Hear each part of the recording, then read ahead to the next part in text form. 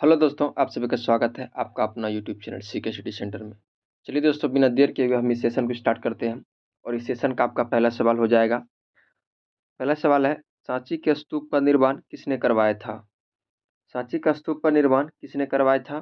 दोस्तों, जब तक हम क्वेश्चन को पढ़ते हैं तब तक आप लोग आंसर जरूर देने का प्रयास कीजिएगा और अपने आप में ये एक सेट भी लगा सकते हैं कि अब लास्ट में कमेंट बॉक्स में जरूर कमेंट कीजिएगा कि आपने 30 प्रश्न में से कितना प्रश्न को सही कर पाए।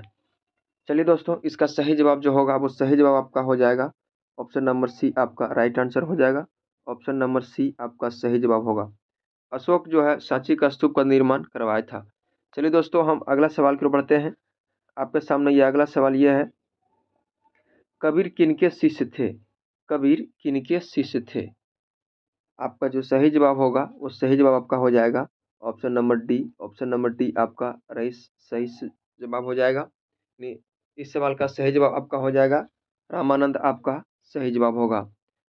अगला सवाल की ओर बढ़ते हैं और अगला सवाल आपके सामने ये रहा और अगला सवाल है, नव नालंदा महाविहार किसके लिए विख्यात है? नव नालंदा महाविहार किसके लिए विख्यात है? आपका सही जवाब जो होगा वो ऑप्शन नंबर बी आपका राइट आंसर होगा।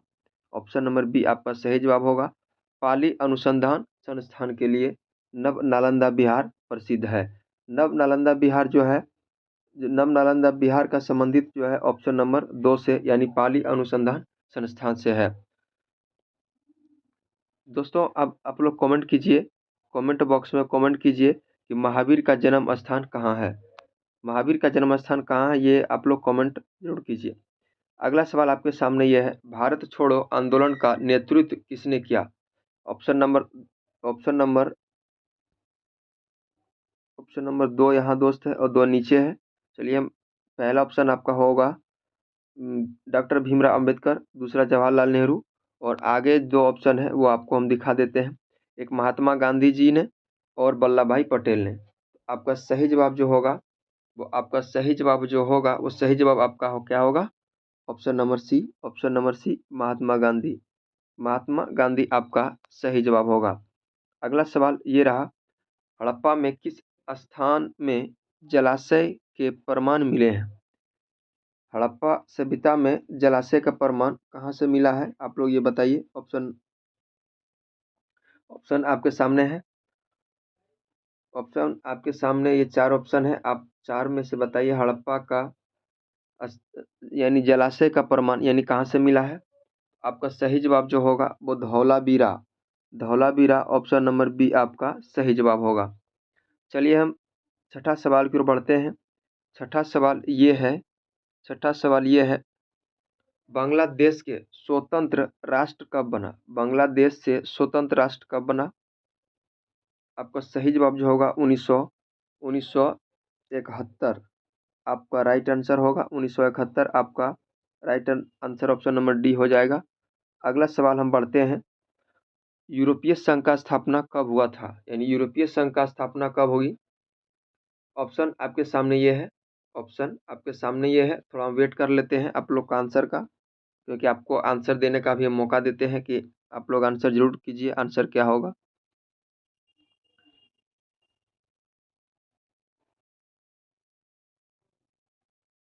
आपका सही जवाब जो होगा वो ऑप्शन नंबर 4 आपका हो जाएगा 1994, आपका सही जवाब होगा।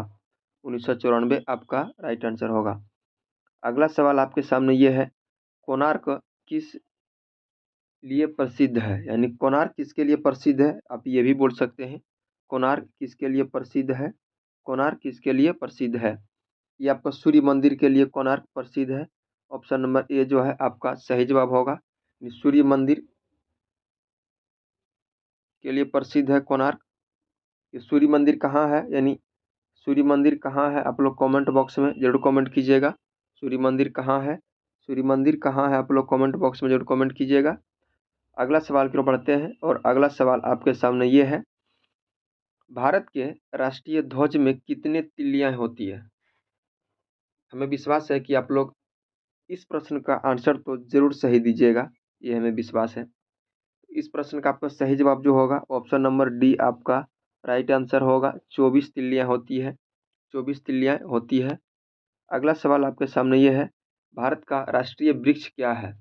भारत का राष्ट्रीय वृक्ष क्या है? ये भी आप लोग जरूर जानते होंगे। इस सवाल का आप लोग उत्तर जानते होंगे, हमें ये विश्वास है। ये आपका सही जवाब होगा option number C. Sorry, question type जो है मिस्टेक हो गया ऑप्शन में। ये होगा ऑप्शन बरगद होगा, ऑप्शन जो है बरगद होगा, ऑप्शन बरगद होगा, या बरगढ़ भी लिखा गया दोस्तों, ये हम इसको कट कर देते हैं। बरगद आपका राइट आंसर होगा। अगला सवाल आपके सामने ये है, भारत में प्रथम आम चुनाव किस वर्ष हुआ था? यानी भारत में सबसे पहले जो आम चुनाव हुआ था वो किस वर्ष हुआ था? सबसे पहले आम चुनाव कब हुआ था? ये हुआ था 1951 में। ये हुआ था 1951 ईस्वी में। 1951 ईस्वी में सबसे पहले भारत में आम चुनाव हुआ था। चलिए हम अगला सवाल की ओर बढ़ते हैं, और अगला सवाल आपके सामने ये है, भारत में पंचायती राज का आरंभ किस वर्ष में हुआ था? सबसे पहले भारत में पंचायती राज का प्रारंभ किस वर्ष हुआ था? किस वर्ष हुआ था? वो है ऑप्शन नंबर डी आपका 1959 ईस्वी।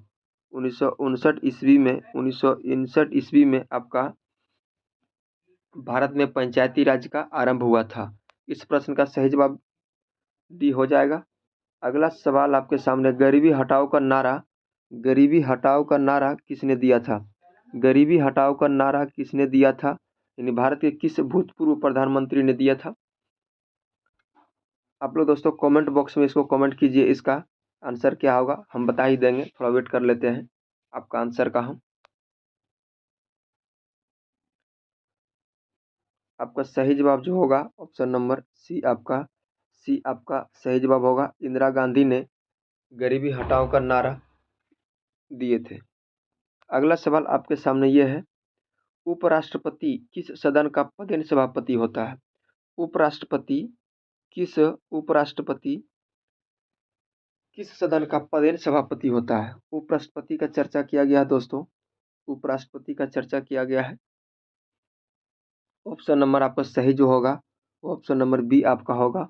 सॉरी, ऑप्शन नंबर आपका जो है बी होगा, ऑप्शन नंबर बी होगा राज्यसभा। ऑप्शन नंबर बी आपका राज्यसभा। दोस्तों उपराष्ट्रपति की बात आया है तो उपराष्ट्रपति के बारे में आप लोग कमेंट कीजिए, किस अनुच्छेद में है, किस अनुच्छेद में, और ये अपना त्यागपत्र किसको दे सकते हैं। इसके बारे में जो भी है आप लोग जितना भी जानते हैं कमेंट बॉक्स में जरूर कमेंट कीजिए। चलिए हम अगला सवाल की ओर बढ़ते हैं। अगला सवाल आपके सामने ये है, कौन भारत के राष्ट्रपति के चुनाव में भाग नहीं लेता है? यानी भारत के जो राष्ट्रपति है, यानी राष्ट्रपति का जब चुनाव होता है तो कौन भाग नहीं लेते हैं?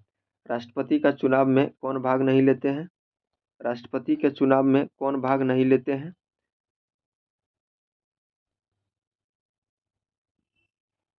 आपका सही जवाब जो होगा वो आप कमेंट कीजिए कि आपका सही जवाब क्या होगा। ऑप्शन नंबर 4 आपका राइट आंसर होगा। जो भारत के जो राष्ट्रपति हैं इनके चुनाव में भाग विधान परिषद नहीं लेते हैं। राज्यसभा राज्यसभा लेते हैं, लोकसभा भी लेते हैं, विधानसभा भी लेते हैं, लेकिन ये विधान परिषद भारत के राष्ट्रपति के चुनाव में भाग नहीं लेते हैं। अगला सवाल आपके सामने ये रहा। अगला सवाल है आपके सामने, किस अनुच्छेद में बच्चों को कारखाने में काम करने के लिए मना किया जाता है? यानी जो अनुच्छेद है भारतीय संविधान के किस अनुच्छेद में बच्चों को कारखाना में काम करने के लिए मना किया जाता है? ये अनुच्छेद आपका है 24। अनुच्छेद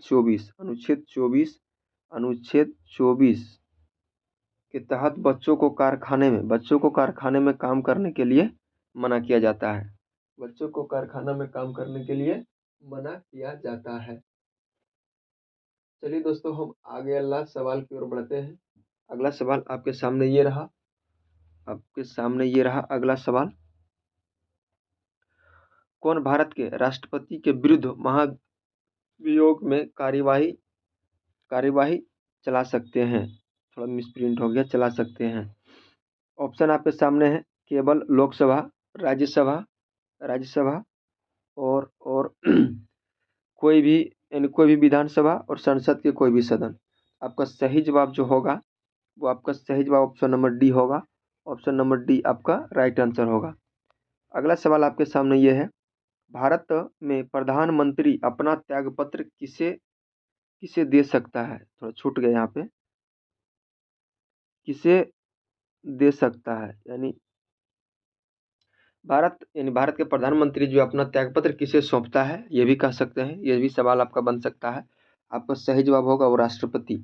राष्ट्रपति आपका सही जवाब होगा। ऑप्शन नंबर ए आपका राइट आंसर होगा। ऑप्शन नंबर ए आपका सही जवाब होगा। दोस्तों, भारत के राष्ट्रपति भारत के राष्ट्रपति इनको शपथ कौन दिलाते हैं, और भारत के प्रधानमंत्री को शपथ कौन दिलाते हैं, ये आप कमेंट बॉक्स में जरूर कमेंट कीजिएगा। अगला सवाल आपके सामने ये है, अगला सवाल आपके सामने ये रहा, और ये सवाल है आपका, लोकसभा लोकसभा में निम्नलिखित में से किस राज्य के प्रतिनिधियों की संख्या सबसे अधिक है? यानी एमपी में किस राज्य में सबसे अधिक सबसे अधिक सबसे अधिक एमपी चुने जाते हैं, वो किस राज्य से है? वो राज्य है ये आपका यूपी, यानी उत्तर प्रदेश। उत्तर प्रदेश आपका सही जवाब होगा। उत्तर प्रदेश आपका सही जवाब होगा। दोस्तों, ये 4 राज्य है, चारों राज्य के बारे में आप कमेंट कीजिए। आप कमेंट कीजिए कि किस मध्य प्रदेश में कितने एमपी की सीट है, बिहार में कितना है, और यूपी में कितना है, और महाराष्ट्र में कितना है। आप लोग इसका कमेंट जरूर कीजिएगा, कमेंट आप लोग जरूर कीजिएगा। अगला सवाल आपके सामने ये रहा, अगला सवाल आपके सामने ये है, खेड़ा सत्याग्रह कहाँ हुआ था? खेड़ा सत्याग्रह कहाँ हुआ था? दोस्तों, खेड़ा सत्याग्रह कब हुआ था, ये भी, यानी कब हुआ था, कब हुआ था ये आप लोग बताइएगा कि कब हुआ था। खेड़ा सत्याग्रह कब हुआ था ये आप लोग बताइएगा। कहाँ है, कहाँ हुआ था ये भी बताइए। तब तक हम इंतज़ार करते हैं आपके आंसर का, आपके आंसर देने तक का हम इंतज़ार करते हैं। आपका सही जवाब जो होगा वो गुजरात। गुजरात आपका सही जवाब होगा। यानी कब हुआ ये आप लोग बताइए, खेड़ा सत्याग्रह गुजरात में कब हुआ है। अगला सवाल ये रहा आपके सामने, भारत वन्यजीव संरक्षण अधिनियम कब लागू हुआ था? भारत वन्यजीव संरक्षण अधिनियम कब लागू हुआ था, ये आप लोग बताइए कि भारत वन्यजीव संरक्षण अधिनियम कब लागू हुआ था। आपका सही जवाब जो होगा 1972 आपका सही जवाब होगा। ऑप्शन नंबर ए आपका 1972 में ही भारत वन्यजीव संरक्षण अधिनियम लागू हो गया था। अगला सवाल आपका ये है, भारतीय संसद का कौन सा सदन सबसे अधिक शक्तिशाली होता है? भारतीय संसद का जो सदन है वो सबसे अधिक शक्तिशाली कौन होता है? सबसे अधिक शक्तिशाली कौन होता है? आपका सही जवाब जो होगा वो लोकसभा। लोकसभा आपका सही जवाब होगा। Option number B, option number B आपका सही जवाब होगा।